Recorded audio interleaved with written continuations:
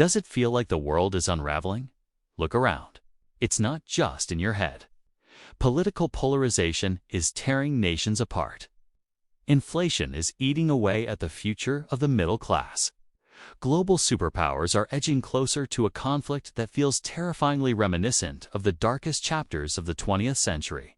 It feels chaotic. It feels random. It feels like the systems we trusted to keep us safe are suddenly powerless. But what if I told you that none of this is random? What if I told you that this exact scenario has happened before? Not once, but over and over again, with frightening precision. There is a clock ticking underneath history, a heartbeat that pulses roughly every length of a human life. Every 80 years, the world enters a period of total destruction, a winter where the old order dies off and violently so a new one can be born. We are not just going through a rough patch in the economy. We are standing at the edge of a historical cliff. And if you look at the timeline, we aren't early and we aren't late. We are right on schedule.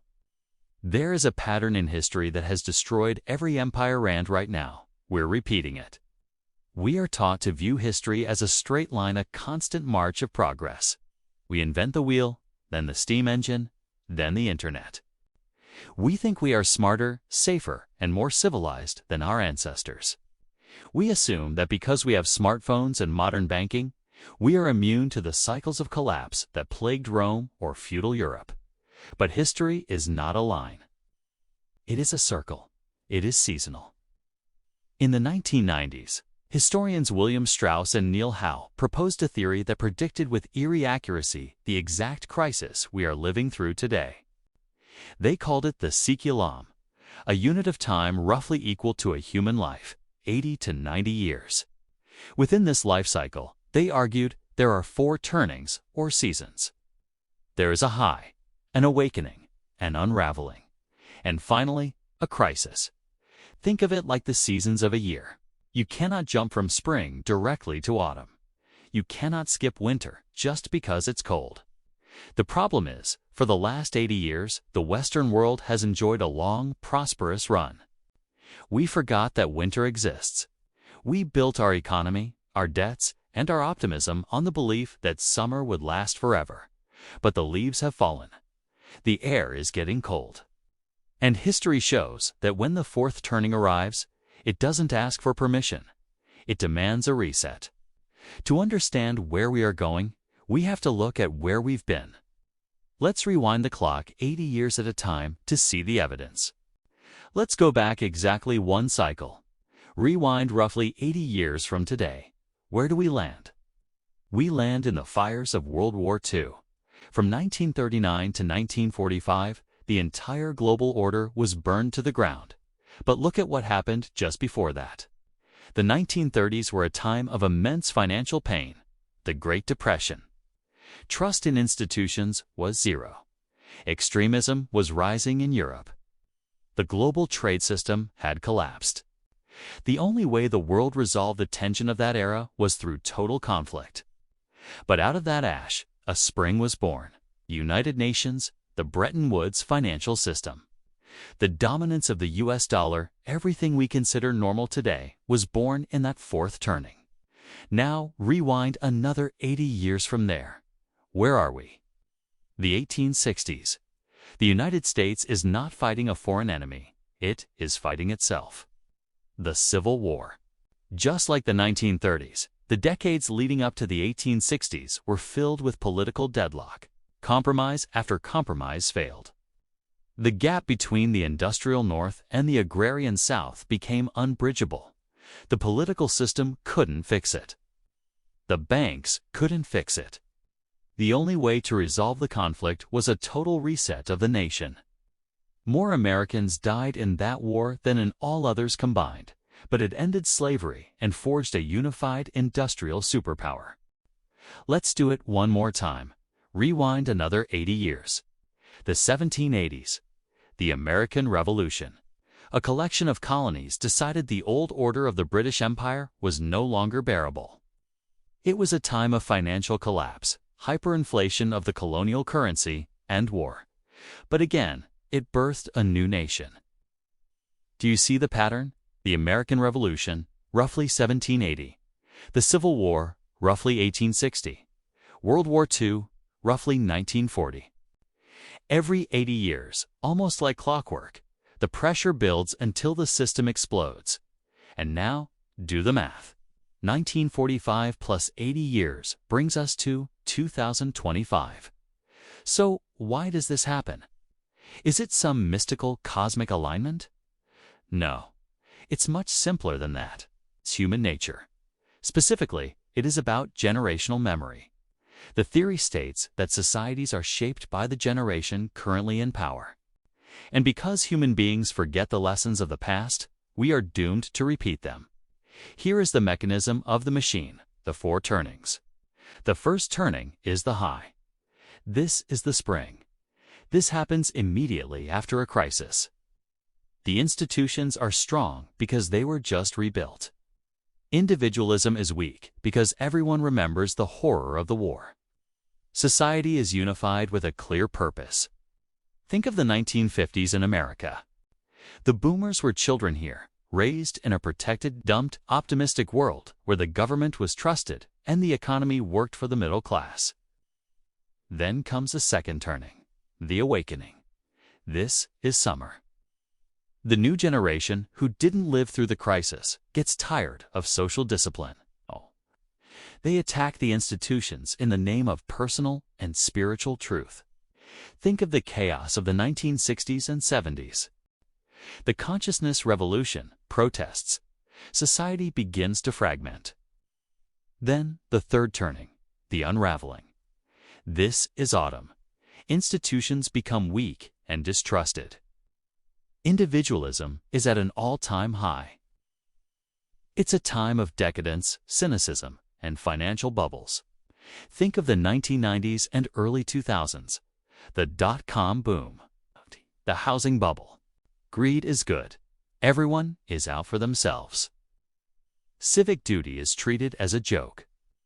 Leaders stop leading and start managing their public image.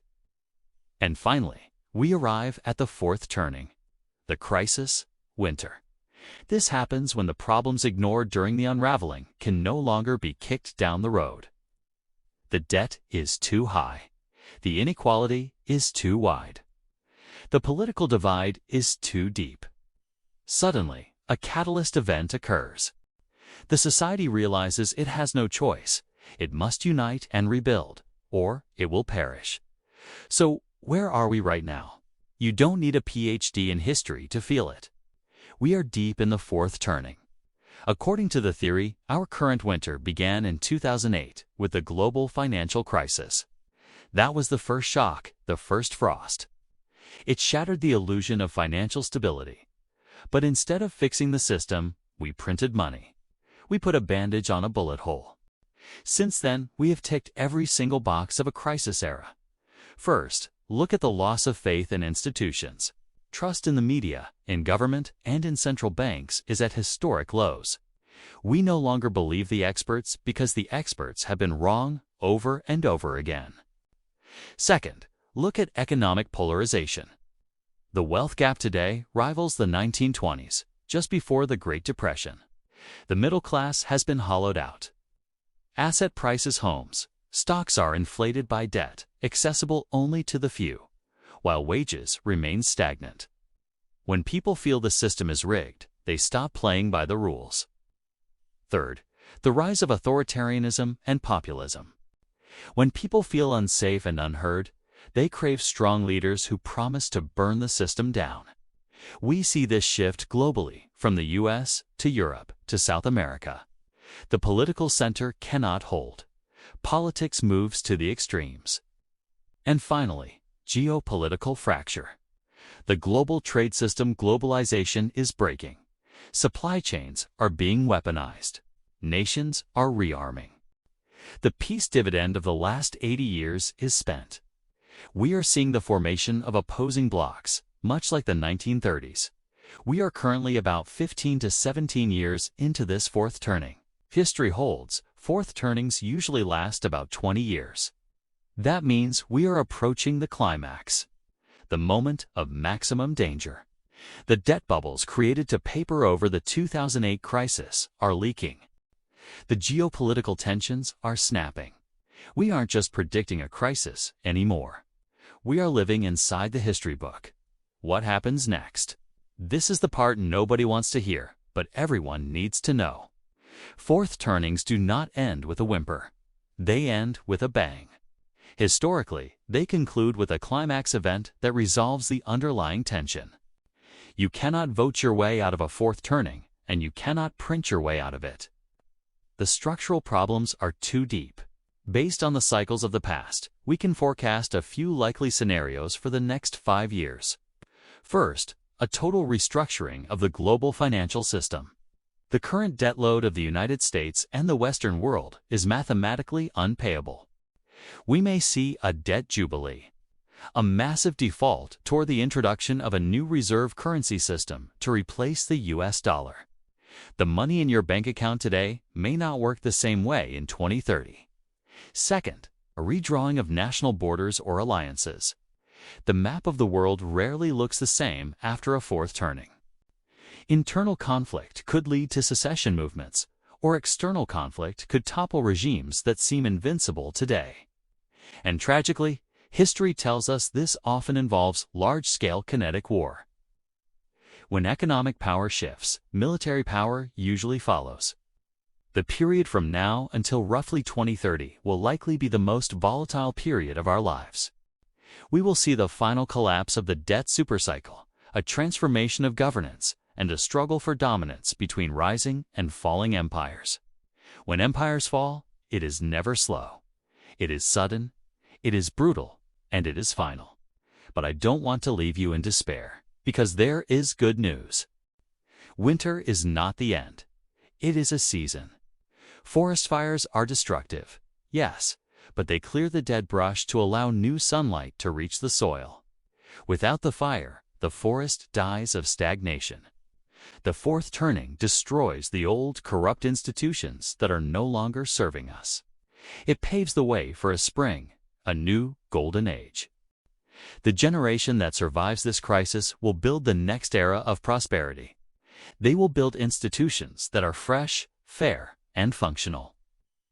The post-World War II boom, the greatest economic expansion in history, was only possible because the slate had been wiped clean. The world is not ending. It is rebooting. The generation born today will be the heroes of that spring. But for us, we have to survive the winter. Don't be afraid. Be prepared. History is a cycle, and those who know the pattern don't panic. They plan. They deleverage. They build resilient communities. They learn skills that matter. If you want to understand the economic reset that is coming and how to position yourself for what comes after, make sure you are subscribed to Economy Rewind. We will navigate this storm together.